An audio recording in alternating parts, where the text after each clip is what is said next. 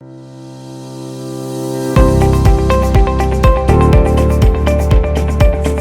name is Ayabulela Dube. I'm from Stekspruit in the Eastern Cape. I met SAICE-PDP Candidacy Programme back in 2019 when I used to work for Johannesburg Roads Agency, and I currently work for Samra as a project manager. I'm Philip Du Plessis. I'm a semi-retired professional civil engineer. My experience is more in the municipal field of roads and stormwater and transportation. And since 2017, I've been, as I said, semi-retired.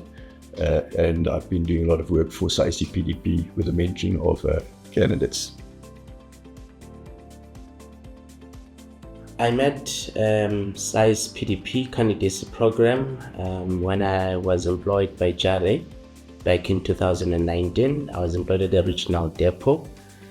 And one of the key reasons why I applied when it was advertised internally for candidates within the JARE to apply to be in the 3-year program, it was simply because I saw, whilst I was doing it independently, that I needed to be part of a more structured candidacy program that would assist me to be able to align my previous and my then current experience with the X outcomes, of which I had struggled quite a lot when I was doing it independently. And I was fortunate to have been accepted in the program, and I then met my mentor who assisted me excellently in making sure that I was able to write my reports. I was able to evidence all my previous work experience into a complete report that met all the 11 EXA outcomes. My journey with mentoring and specifically with Ayabulela is early in my career I was working for the Transvaal Roads Department, and was involved in the training of foremen to get their licenses and their qualifications, and I found that quite rewarding, and I was quite successful, and I think that sort of lit my desire to actually do mentoring of people who require it. Further on in my career, in my senior days, I tried to spend a lot of time with junior graduates to help them to also become competent in their fields. And then obviously since 2017, I've been involved with SAICE-PDP on an ad hoc basis, mentoring graduates, and that's where I met Aya in around 2019, I think. Yes. Some of the challenges that I faced early in my career was, as a civil engineering practitioner, when I got into a project, was I looked into a project as just a project. How my mentor assisted me is, so you get into a project, Philip would then say, do not look at this project as just a project that needs to start and finish. He advised me and guided me to balance the technical aspects of the project in terms of addressing what the engineering problem is. How do we then work on developing an engineering solution into it? So in that way, I was then able to balance all the aspects in terms of the 11 EXA outcomes on different projects. I was a model civil engineering graduate and candidate, and what I appreciated about him was his enthusiasm. So he's enthusiastic about, let's say, his work, his studies. He was an avid academic, and as well as the program. He managed to keep all the balls in the air, and that was quite impressive about him. So I supported him primarily with, let's say, guiding the processes, not so much as technical guidance, and we worked very well together. I had one project that I was tasked with managing, during that time I was on the EXA mentorship program. I went and I explained to him this project, and it's one of the interesting rehabilitation projects I worked on. So part of his guidance was for me to see the project not only on its own as a project, as I've mentioned, but to balance both the financial aspects of the project, meaning budgeting, ensuring that work is done within the budget, and most importantly to ensure that the technical awareness is there from my side, and then I am able then to put the evidence of the work that I've done into the EXA report as per the requirements of EXA when it's submitted.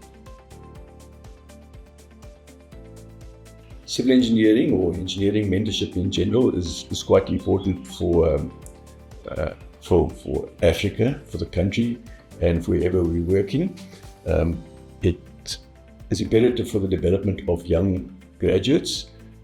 It assists them to become problem solvers and not just executing work that is given to them. So it is actually very important. The results for the communities, companies, institutions, staff, and the community serve is actually very evident. So we, instead of just getting projects, we get sustainable solutions to problems that have been well thought out and well analyzed. So in that sense, mentorship is very important.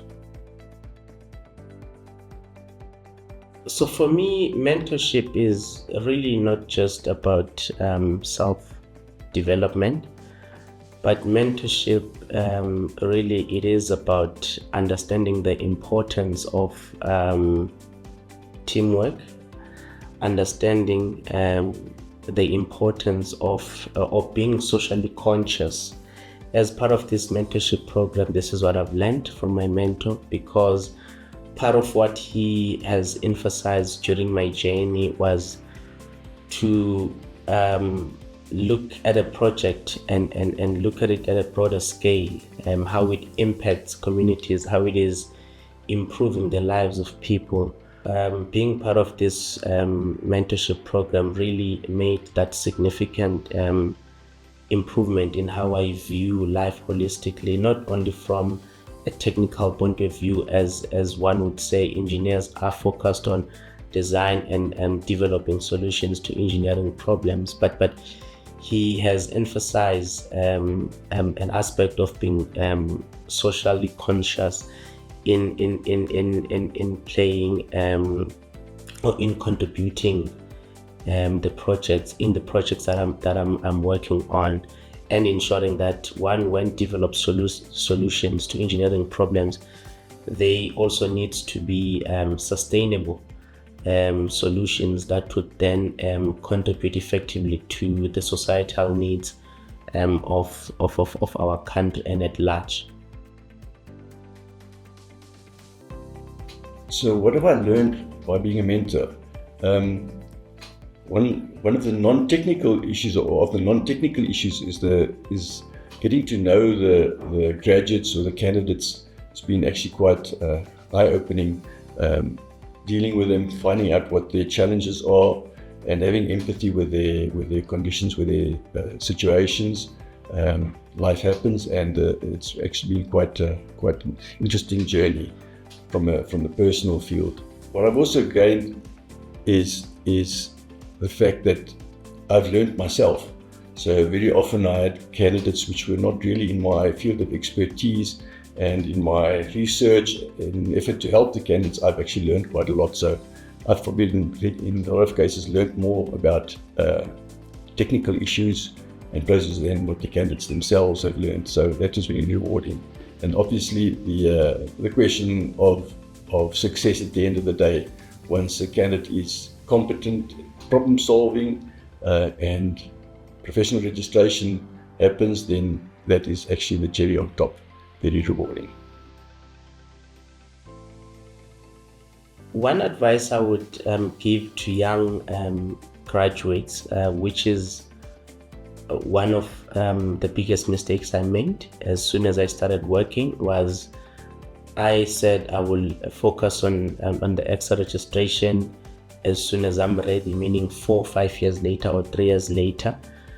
And my experience then tells me that really doesn't work. I would really advise the young graduates to start early with the EXA road to registration journey. As soon as you get employed in a specific company, the first thing that one needs to ask is are there any mentorship programs internally that are available, so that they can get assisted at an early stages, because one needs not to wait to finish 3 years so that they can start writing. They need to start as soon as they are on year 1.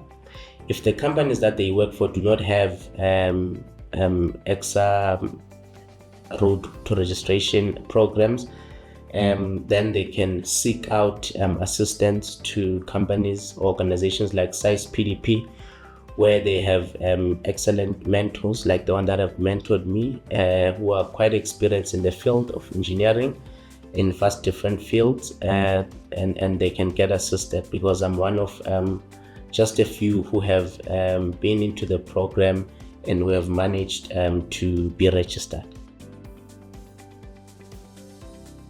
So why should senior engineers become involved with mentoring? I think it's twofold. Firstly, it's very rewarding for the mentors themselves, and secondly, it's imperative that the younger generation actually be trained and be made competent and register to take over the baton and improve the functioning of institutions and companies, and obviously eventually making a difference to the communities that we serve.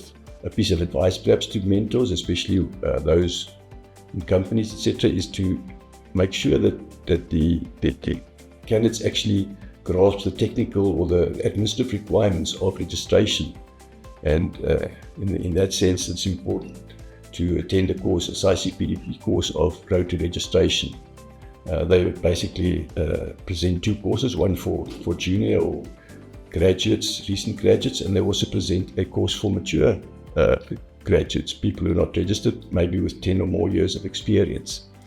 And then thirdly, they also provide a course, a Road to Registration course for mentors and supervisors, which is actually excellent to guide prospective mentors to actually mentor their candidates and their subordinates in the correct manner. Just quite